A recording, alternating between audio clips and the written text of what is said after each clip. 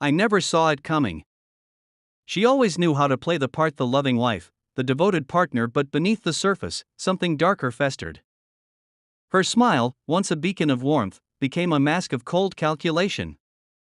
The day it all unraveled, I was standing in the driveway, wiping the remnants of a long day off my brow, when I saw them, the officers. 4 of them, moving with purpose, their eyes locked onto me. My heart skipped. No, it couldn't be. Not this.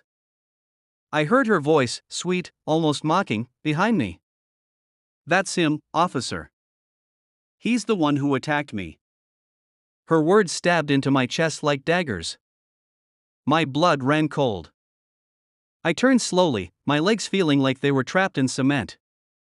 There she stood, looking so calm, so composed, with that smug smile plastered on her face. I didn't speak. I didn't need to.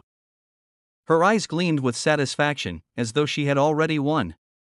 But in the depths of my mind, something darker brewed.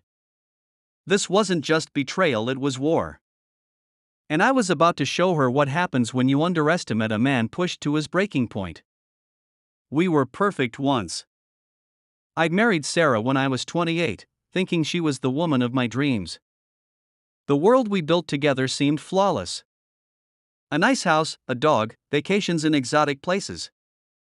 I trusted her completely. We'd laughed about everything, shared our deepest fears, and built a life that felt unbreakable. But somewhere along the way, the cracks began to form. She started to change, and so did I, but I didn't see it until it was too late. It was subtle at first, the late nights, the cryptic phone calls, the constant mentions of work and business trips. I ignored it. Maybe I was too busy. Too focused on my own career. But that trust, that unconditional faith, began to erode, piece by piece, until one fateful night when I came home early. I caught them, actually tangled in sheets, her eyes wide with panic when she saw me. But the betrayal was more than just physical. It was the coldness in her eyes, the way she barely seemed surprised. It was as if she had been preparing for that moment, and maybe, in some twisted way, even wanted it. But I had no idea then that it was only the beginning of her plan to destroy me. I was a fool, but I wasn't stupid. I didn't lash out. I didn't confront her right away. Instead, I watched. I waited. I observed. That's when I started noticing the signs of a deeper game. She wasn't just having an affair. She was orchestrating something. Something big. I started looking into her finances, her connections, the places she'd been. And what I uncovered shook me to my core. There were irregular transfers, suspicious meetings with lawyers, and a series of late-night texts that led to a single, undeniable truth. She wasn't trying to leave me.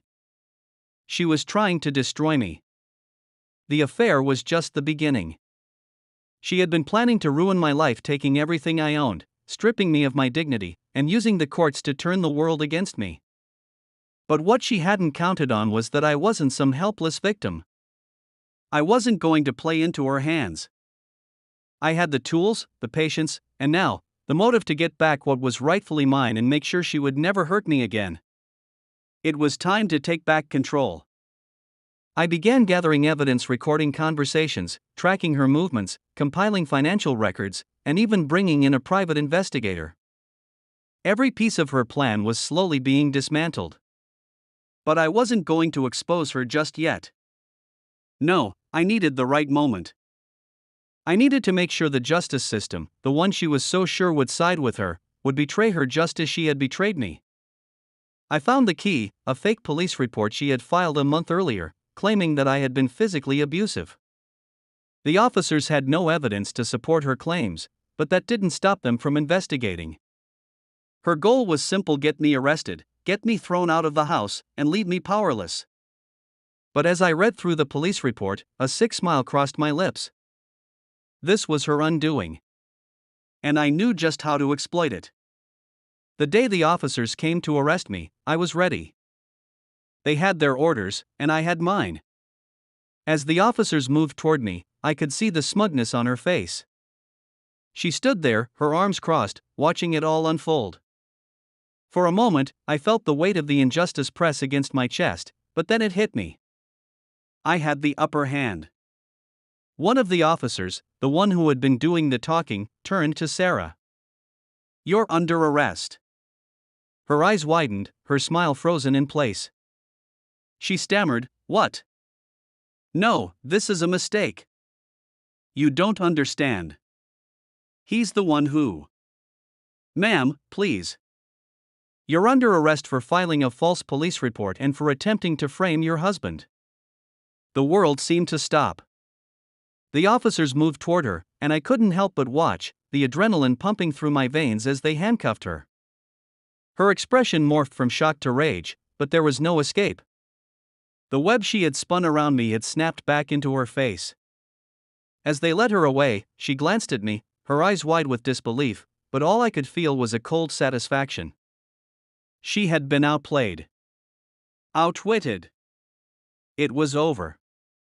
The life I had feared losing, the home, the career, my dignity was still mine. I wasn't the man she had tried to paint me as. I wasn't the victim.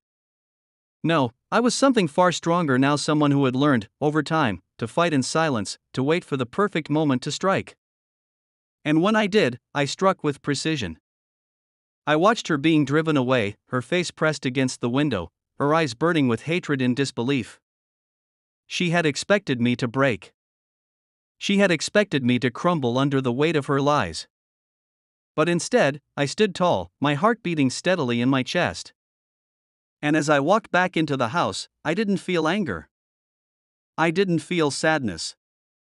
I felt nothing but relief. The storm had passed, and I had weathered it. Her smirk had destroyed her. I was free. And in that moment, I realized that revenge wasn't just about making someone pay, it was about reclaiming the power they had tried to steal from you.